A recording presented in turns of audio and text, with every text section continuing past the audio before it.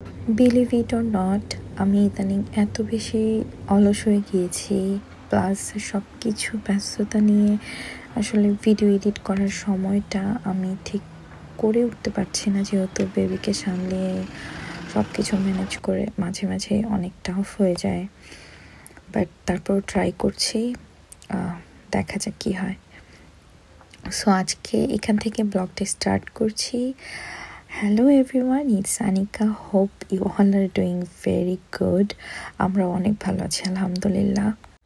আর আজকের ভিডিওতে আমি তোমাদের বেশ কয়েকদিনের আপডেট বা ফুটেজ একসাথে দেখানোর ট্রাই করব।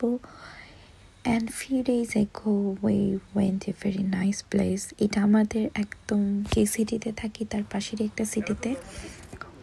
সো জায়গাটা অনেক সুন্দর ছিল। একটা উইকেন্ডে আমরা বেড়াতে গিয়েছিলাম সবাই মিলে। জায়গাটা অনেক সুন্দর ছিল। আমি অলরেডি পেজে তোমার রিলস ভিডিওস আপলোড করেছি। তো ওই দিন হচ্ছে তোমার বাইরে প্রায় সন্ধ্যা পর্যন্ত থাকা হয়। And really we had a very good time after so many days letter. Because সবার তো আসলে একসাথে বন্ধ থাকে না, বা টাইম বের করে আমরা সব কিছু বা ঘোরাফেরা যতটুকু করার করি। সো খুবই ভালো একটা দিন গিয়েছিল আলহামদুলিল্লাহ। অ্যান্ড তারপরে যখন আমরা আবার আমাদের সিটিতে ব্যাক করি, দেন এসে আমরা কিছু গ্রোসারি করে নেই। ডিরেক্ট আমরা গ্রোসারিতে চলে যাই। এই তো এখানে বেবি, তো ও হচ্ছে এখানে বসতে খুবই পছন্দ করে। তো এখানে গান হচ্ছিল আর বেবি ডান্স করছিল।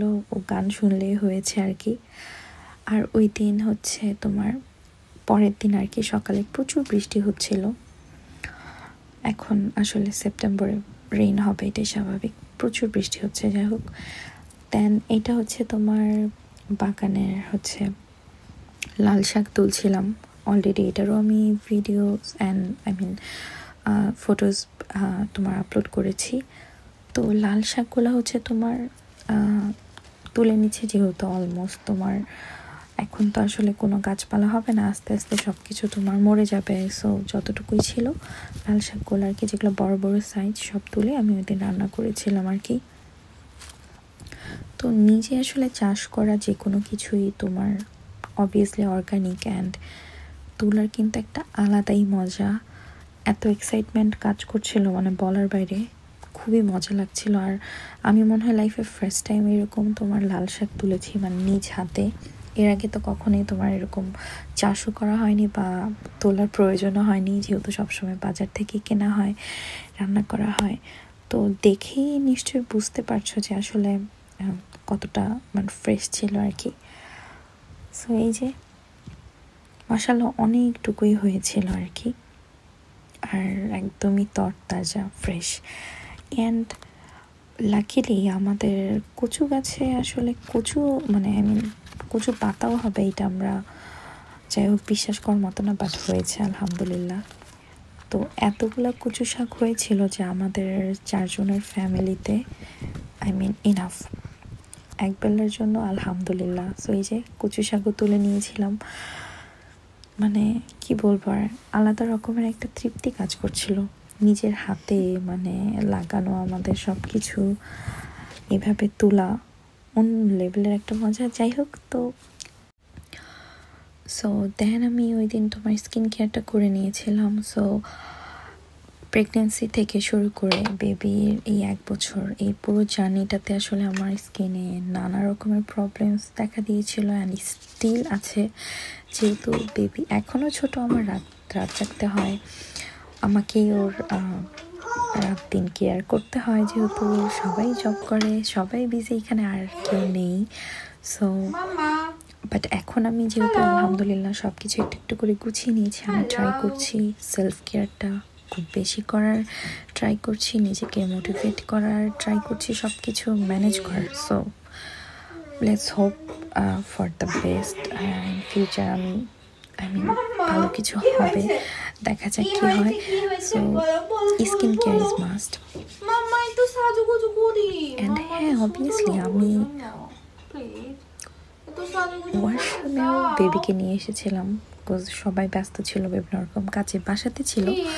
বাট এই যে বড় হচ্ছে, মা চিনছে, এখন মা ছাড়া আসলে আস্তে আস্তে কিছুই বুঝবে না, এটাই স্বাভাবিক। যাই হোক, সো ওকে আমি এরকম বাথটাবে বসিয়ে রেখে তারপর নিজের কাজ করছিলাম আর কি। সো যাই হোক, আমি সবাইকে বলবো যে আপুরা বা যে নতুন মা হয়েছো তারা সবাই ট্রাই করবে যে সব কিছু ম্যানেজ করে হলেও সারাদিনে একটু সময় নিজের জন্য বের করতে। সেটা তোমার যাই করতে ভালো লাগে, বই পড়তে, চা খেতে, বা নিজের স্কিন কেয়ার করতে, মুভি দেখতে। সবারই তো আসলে একটা সময় পর দরকার নিজের ইচ্ছার প্রায়োরিটি দেওয়ার। তো এখানে হচ্ছে আমি রান্না করে নিচ্ছিলাম তোমার। আমি যেহেতু কচু শাকটা ইলিশ মাছের মাথা দিয়ে রান্না করব, এটা আমি ডিসাইড করেছিলাম। সো ফার্স্টে তোমার সব কিছু রেডি টেডি করে মাছটা একদিক দিয়ে ভাজতে দিয়ে দেন আমি লাল শাকটাকে তোমার নর্মালি যেরকম মরিচ পেঁয়াজ আর রসুন দিয়ে হচ্ছে লাল শাকটাকে রান্না করে নিচ্ছিলাম। নর্মালি সবাই তো আমরা এইভাবেই খাই, সো এটাকে একদম নর্মালভাবেই রান্না করেছি। ফার্স্টে চেয়েছিলাম যে চিংড়ি মাছ এটার সাথে অ্যাড করব, বাট পরে ভাইয়া বললো যে না, এমনিতেই রান্না করো। আর এখানে হচ্ছে মাছের মাথাটাকেও যেভাবে তোমার প্রথমে কষিয়ে নিয়ে তারপর কচু শাকটা এটার সাথে জাস্ট অ্যাড করে নিয়েছি। আমি আসলে রান্না করতে করতে একটা জিনিস ভাবছিলাম যে কচু শাক যেহেতু এটা কেমন হবে না হবে যদি গলায় ধরে। নর্মালি কিন্তু কচু শাক অনেক সময় গলায় ধরে আর কি, খেতে গেলে চুলকায় বা এরকম জলে। আর আমি রান্না করতে করতে আমার একটা ব্যাপার আছে, আমি ধরো যে কোনো কিছু আর কি খাই, সেটা হতে পারে চিপস বিস্কিট, যে কোনো টাইপের স্ন্যাক্স টাইপের আইটেম আমার খেতে হয় বা ভালো লাগে। তো তোমরা কারা কারা এরকম আছো কমেন্টে জানাবা যে রান্না করতে করতে কিছু না কিছু খাও, ঠিক আছে? তাহলে মনে হয় যে না, সময়টা পাস হয় তাড়াতাড়ি আর রান্নাটাও হয়ে যায় এরকম আর কি। ফোন চালাই কম, দেখা যায় যে বা বেবি থাকে, বেবির সাথে কথা বলি, সাথে কিছু খাই, এইভাবে আর কি রান্না করি। আর পাশাপাশি এই যে শাকের আমি লবণ চেক করে নিচ্ছিলাম যে সব কিছু ঠিকঠাক আছে কিনা। একদম বিলিভ করো, শাকগুলো এত তাড়াতাড়ি সিদ্ধ হয়েছে, অর্গানিক জিনিসের ব্যাপারই একটা আলাদা। আর এখানে হচ্ছে আমি দেখাচ্ছিলাম যে এটা হচ্ছে ইন্ডিয়ান একটা স্ন্যাক্স আইটেম, এটা অনেক মজা।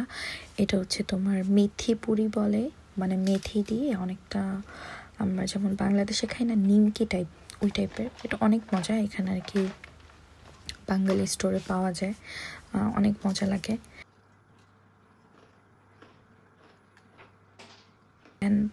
এই তো রান্না হয়ে গিয়েছে, কালারটাও কিন্তু একদম সবুজ সবুজ আছে, লাল শাকের কালারটা দেখো লাল লাল।